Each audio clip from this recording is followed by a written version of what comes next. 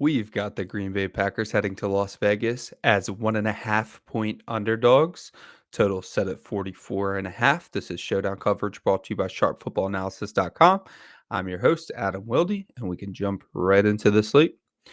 Right off the top, we've got a former Packer and a current Packer, both questionable for this game, and Davante Adams, Aaron Jones, but both of them are being projected to play. Aaron Jones is probably going to be questionable for quite some time with the injury that he's been dealing with, but he's getting healthier every week. From what I can tell, no setbacks for him, so his role should increase, and that will be a theme in this show. I will be interested in going heavily investing in the Raiders. A lot of Raiders 4x2s, maybe some Raiders 5x1s. We'll get into in a minute. But the players that we're playing for the Raiders are pretty much set in stone, while we have a lot of options to throw in there for Green Bay. So if you go with the Davante Adams, Josh Jacobs, and Jacoby Myers, the players who are like regularly involved for the Raiders, you don't have a ton of salary left to play with, so we'll spend a little bit more time building lineups for this one. So Davante Adams at the top at 11,200, pretty reasonable price for him. Probably about what I'd put him at, maybe 11,000 flat, but either way, totally reasonable. He'll be one of the highest rostered players in the slate, and he's really found his groove these past couple weeks, even with Jimmy Garoppolo out last week, who will be back from the concussion protocol this week. He was able to put together a fantastic performance with McConnell, who got sacked 11 times, 11, I think. Yeah, six of them coming from Khalil Mack. So Davante Adams looking great, looking like his former self, and should be a priority in our lineups. Josh Jacobs, a little bit of a different story, but he'll still be a priority as well. His price at 10,600 is a little bit high, but with a 44.5 point total and him being the home favorite, it kind of fits the narrative that his volume is enough to keep him relevant, keep him as someone that we're excited about playing, especially when the usage is so condensed for the Raiders. They're one of those teams where you just know where the volume's going to go to, easily projectable, and then you just have to get unique in how you pair those last three or four guys. Aaron Jones' usage should be going up every week. AJ Dillon seems to have regressed a little bit since Pat last season, and he did not capitalize on the opportunities he was given without Aaron Jones. In fact, he lost snap share with Jones sideline. So AJ Dillon's snap share actually decreased after he was handed the starter duties for a little bit while Jones healed. So he's not really a factor, and we'll get to that in a minute when we get down to him. But his usage has gone down since last year, and I'm not really sure why he's not producing in the same way. He was always kind of a projection anyways, just somebody you like cheering for, the type of player that's fun to watch, but always sort of a projection, like what could he do? Especially in college, I felt like he was a better receiver than given credit for, but either way, hasn't really put it together yet this season, and I think that Aaron Jones' usage should go up, so he's somebody that we could fit in, omit one of those expensive Raiders, and shake our lineups a little bit. Leads us to Jordan Love. So the tough thing about Jordan Love is that he's going to be 9,800, and we really like the pairing of Adams, Jones, Garoppolo, and Myers in this one. So when you go with those four guys, you don't have a ton of salary left to play Love, and that gets difficult. The only thing that's going to save us is that Jacoby Myers is 7,000, and he is captain viable. So with that being said, you might be able to get Jordan Love, sneak him into some of your lineups, but you're probably not going to be able to play those four, even if you have Jacoby Myers at captain, even with a punt. We'll try that in a minute. So the problem with Love isn't so much Love. We have seen him put together some decent performances. I don't think that he's had hit the 300-yard bonus, but he has had a couple multi-touchdown games, had a couple clean games without picks. He's also had a couple stinkers too. So it doesn't necessarily mean he's going to be a priority at 9,800, especially when Garoppolo is $400 left and somebody who we are more interested in stacking given the condensed target tree that he's going to be passing to. So Jimmy Garoppolo, 9,400 is who I'd want to prioritize a little bit more. The problem is Garoppolo hasn't came anywhere near a ceiling game this season. I don't even know if he's capable of a ceiling game with the Raiders. We haven't seen it yet, so it's going to be difficult to tell. It's really more dependent on getting to his receivers, right? So we like Adams, we like Jacobs, we like Jacoby Myers, so you're gonna want Garoppolo in the flex by default, at least especially for those wide receivers. But the quarterback in the flex usually pairs well with the running back for the team as well, unless you're doing like a 4-by-2 with your running back captain being part of the two. Sometimes you can get away with just like throwing a receiver in the flex or something and not pairing with the quarterback. That's fine. But if you're doing a team stack with a running back, a captain, then you're probably going to want to include your quarterback. You're almost always going to want to include your quarterback in a team stack because they just have so much to do with how the rest of your team performs. Romeo Doubs and Christian Watson are where it gets interesting because those are guys that you might be able to afford including in your lineups, and both of them are capable of having your quote unquote ceiling performances. Both of them can pass 20 points.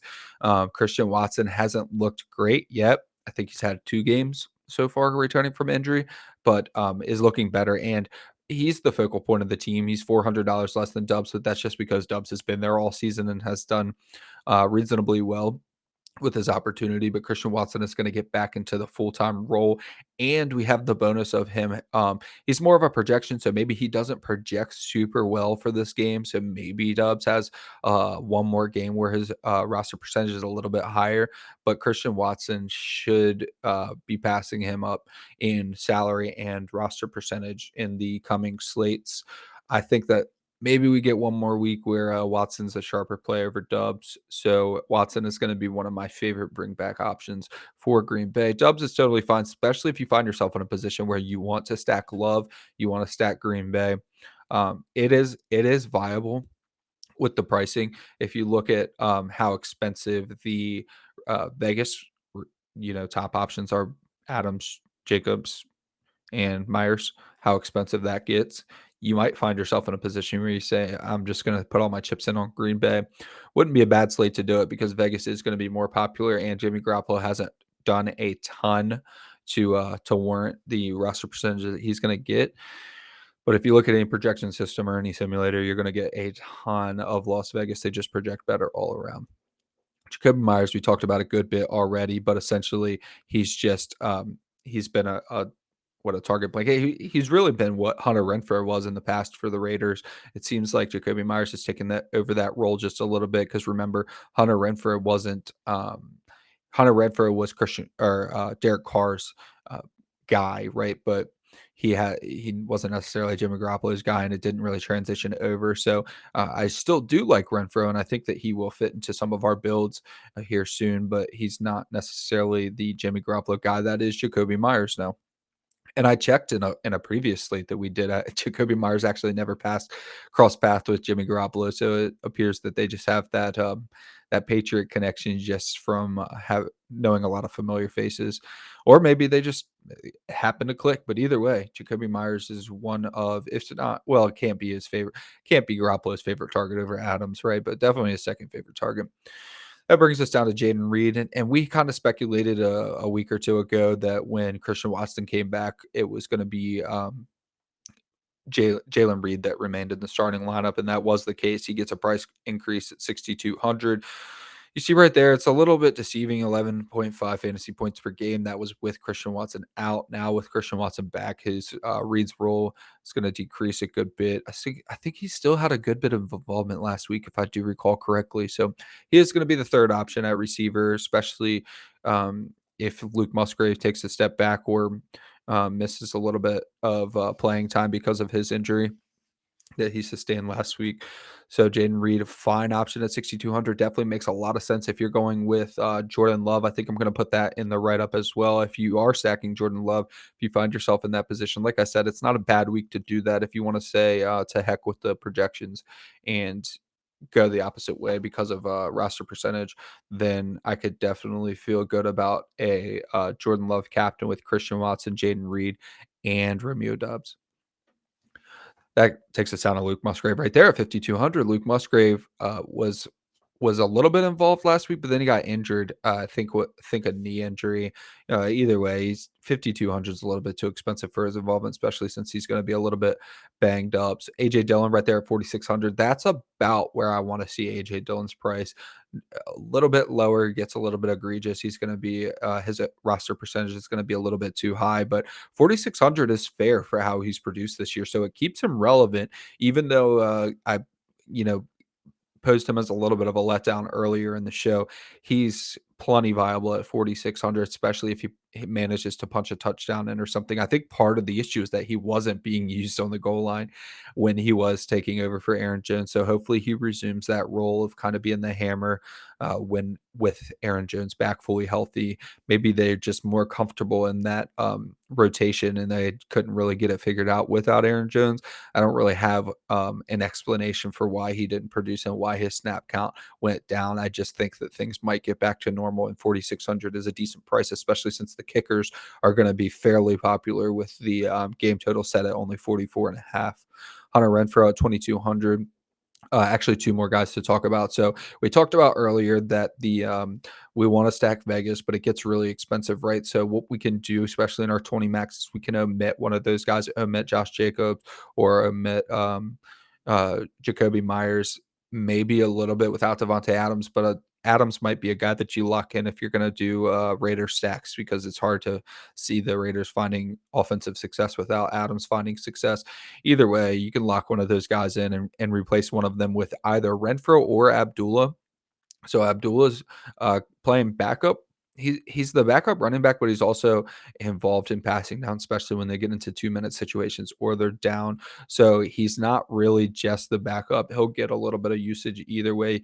You see his fantasy points per game don't look great, but he's getting like 20. He'll get like 20, 25% of the snaps. Basically, whatever Josh Jacobs doesn't take, Abdullah will take. And if he catches 2, 3 passes, he's made good on his $1,000 salary. And then Hunter Renfrow has had a couple big catches this year, so it doesn't look great. Obviously, you look at his fantasy point per game and you don't feel like clicking on him. It doesn't look great, but he has gotten more involved and he is showing that he is an above average receiver in this league. I mean, I'm comfortable saying that. So he's proving that. He's showing that. Jimmy Garoppolo is seeing that. So at 2,200, Renfro is not a bad option to throw into your Raider stacks either. I don't know how much Garoppolo I'm going to get a captain. Maybe a little bit, maybe a little bit over the field. So the field will probably have 7% Garoppolo a captain. Maybe you want to be 15% in 20 max or something like that.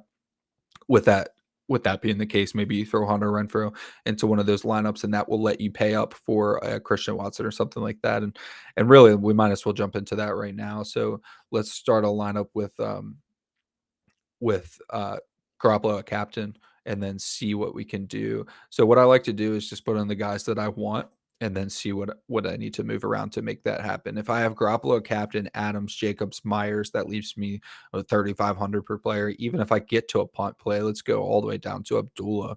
You still don't have enough money to really add a player that you're excited about playing. We don't really as a run back, we don't really want Musgrave. Your run back, you want somebody who can catch a long bomb or something, someone who's not actively involved in the game plan. Because remember, when you're stacking 5 Raiders, you're expecting the Packers to not have much offensive success. So you don't want your Christian Watson or your Romeo Doubs or somebody who's going to have 8 catches for 100 yards and a touchdown.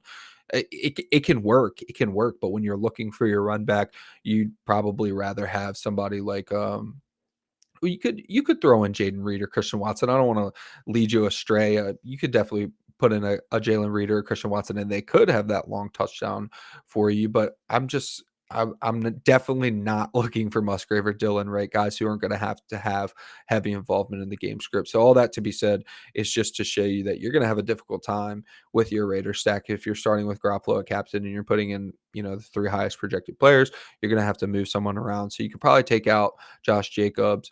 You could replace him with someone like Romeo Doubs or Christian Watson. Let's go with Christian Watson. And then you have some salary to work with. Now you can fit in Renfrow and you still have money left over. Reed. So you can go Jimmy Garoppolo, captain, Davante Adams, Christian Watson, Jacoby Myers, Hunter Renfrow, and Jaylen Reed. And of course, off that, you could take out Christian Watson. You could take out Jacoby Myers. You could add Josh Jacobs. You still have Renfrow, so you're double stacking Garoppolo. As a matter of fact, you probably could throw Love into this lineup. You're gonna go with 2 punts there. Let's go ahead and get Jimmy Garoppolo out of captain. I think we talked about that a good bit already, and get around to these Davante Adams captain lineups that we're going to care a little bit more about he's going to be the player that's going to most often be jammed into your optimizers anyway. So we might as well talk about it. I like going Adams, Jacobs, and Garoppolo. You could do a 3-by-3 in this game, especially in a low scoring game, but I generally tend to stick to 4-by-2s with the team that I expect to win. So we've got Adams at captain, Josh Jacobs, Jimmy Garoppolo. One thing that you can do here is play both running backs for the Raiders. I find that a lot of people, when they're building their rule sets, they will omit two running backs from the same team. So that's just a little trick. If it works, if the projection works out for you, it's just a little trick to get your lineup less likely to be duplicated. You can omit it too if you think that it's never going to work. But when you have Abdullah at 1,000, it's not going to take that much away from Josh Jacobs if Abdullah catches 3 catches for 36 yards, right? Christian Watson, someone I'm really going to enjoy playing this week. And then you have both your kickers. So I'm happy with both kickers in this lineup. So Davante Adams, Josh Jacobs, Jimmy Garoppolo, Amir Abdullah, Christian Watson.